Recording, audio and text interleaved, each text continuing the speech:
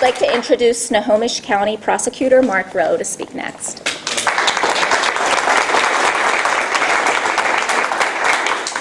Well, as they say, now for something completely different. Since we're in a church, I guess I should start out with a confession. I'm Mark, and I'm a gun guy. I own guns. I have them in my house. Many of my friends do and are hunters, although I'm not.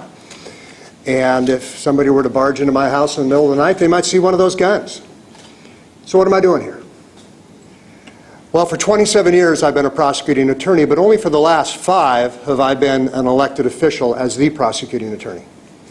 For a good portion of those 22 years before that, I was the head of our violent crimes unit in the Snohomish County Prosecutor's Office, either seeing, charging, or handling all the violent crimes, including gun crimes, that came through our office, and there were a lot. I've handled dozens of homicide cases and been involved in dozens of more, and unfortunately have had the experience of sitting with hundreds of families who have lost a child, a parent, a sister, a brother, or a loved one to gun violence. I have been blessed to have never experienced that myself, but I have certainly seen the devastation and the absolute and utter tidal wave of grief that rolls over those people. Now, in my role as a line prosecutor handling those cases, I came to become kind of familiar with who it is in Snohomish County who commits those kind of crimes. And I'm here to tell you, a lot of the times it's folks that are young, dumb, and kind of lazy. Well, why do we want to make it easy for people to get guns?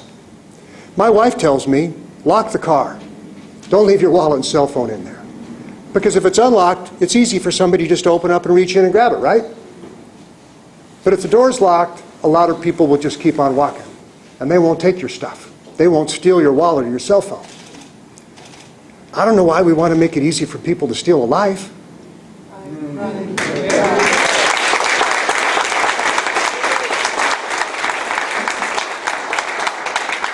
Now, I won't get as much applause for the next thing I say, because do I think that extending background checks from where they already exist, which is, Cabela's and the sporting goods stores and all those other places, to anyone who sells a gun, do I think that is going to end gun violence or enormously reduce violent crime?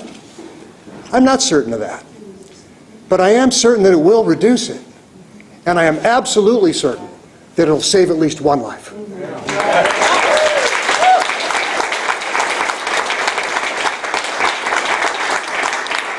Now, for me, that's an easy choice to make. A minor inconvenience that's going to save a life. I will be going on my 5th background check this year. I have to have a background check whenever I coach Little League baseball, Little League basketball. My whole office had to be fingerprinted and have background checks because of the records that we access. It is just nothing more than a very minor inconvenience. And the only people who have anything to fear from a criminal background check are people who've got a criminal background. So far, I'm happy to say I have come out clean. And I think our next speaker has as well. But finally, for me, it just really comes down always to the essence of the issue.